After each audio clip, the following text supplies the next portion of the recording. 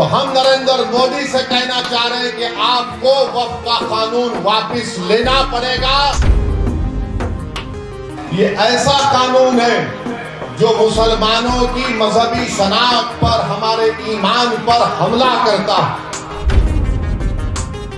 मैंने आप तमाम की तरफ से भारत की पार्लियामेंट में बीजेपी के 3 एमपियों के सामने कहा कि ये काला कानून है, मैं इस काले कानून को फाड़ता हूं, हम इसको मुस्तरद करते हैं। नरेंद्र मोदी ने अपने यार को फायदा पहुंचाने के लिए इस कानून में सेक्शन 2C को ला लिया।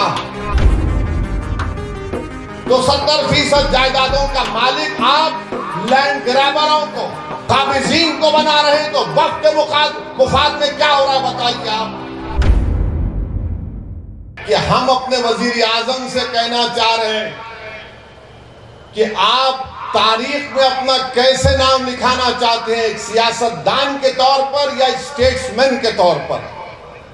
अगर मोदी स्टेट्समैन के तौर पर इस दुनिया में, इस मुल्क की सियासत में नाम अपना लिखवाना चाहते हैं, तो नरेंद्र मोदी को अगर मौर्य को उनको सिर्फ सियासतदान के तौर पर ना लिख दे बल्कि स्टेट्समैन के तौर पर लिखे, तो हम नरेंद्र मोदी से कहना चाह रहे हैं कि आपको वक्फ का कानून वापस लेना पड़ेगा। अगर आप नहीं लेंगे तो आप स्टेट्समैन नहीं, सिर्फ एक पॉलिटिशियन कहलाएंगे आप। इसलिए कि ये ऐसा कानून है, नारा लगाएंगे और आखिर में लगाएंगे।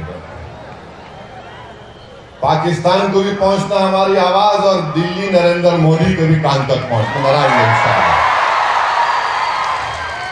ये ऐसा कानून है जो मुसलमानों की मजहबी शनाख्त पर, हमारे ईमान पर हमला करता है।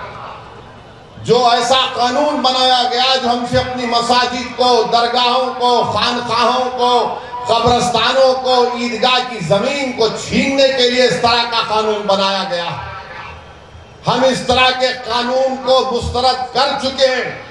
मैंने आप तमाम की तरफ से भारत की पार्लियामेंट में बीजेपी के 3 एमपियों के सामने कहा कि ये काला कानून है, मैं इस काले कानून को फाड़ता हूं, हम इसको मुस्तरद करते हैं।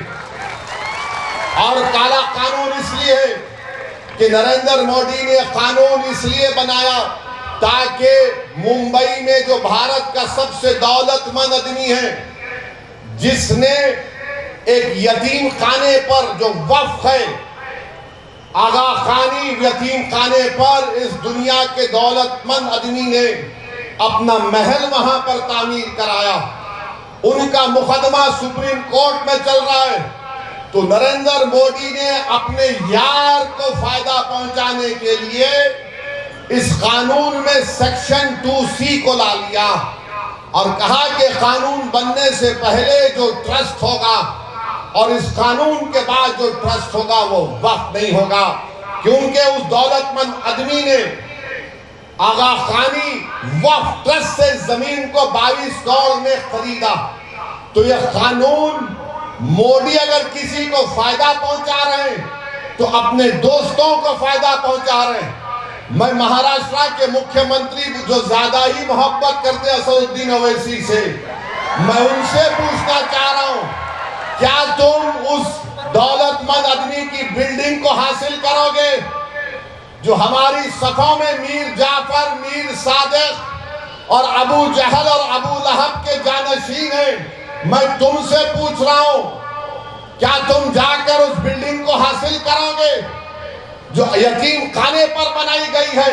मगर कानून ऐसा बना दिया गया कि जैसे ही सुप्रीम कोर्ट ने अपना फैसला सुनाया, वो शख्स सेक्शन 2C के तहत उस यतीम खाने का मुकम्मल मालिक बन गया और हम उस जायदाद को खो दिए।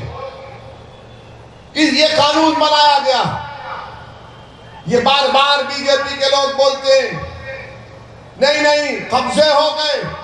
बीजेपी का एक पैम्फलेट बुकलेट निकाला गया, पढ़िए आप, जिसमें बीजेपी कह रही है कि 70% वक्फ की जायदादों पर कब्जा हो गया। चलिए, जब कब्जा हो गया तो आप लिमिटेशन का कानून क्यों इस्तेमाल कर रहे हैं? जो 12 साल से अल्लाह जिस चीज का मालिक है वहां पर काबिज है, तो मोदी कह रहे हैं कि तू आज से मालिक बन गया। तो 70% जायदादों का मालिक आप लैंड ग्रैबरों को, काबिजीन को बना रहे हैं। तो वक्त के मुफाद में क्या हो रहा है बताइए आप।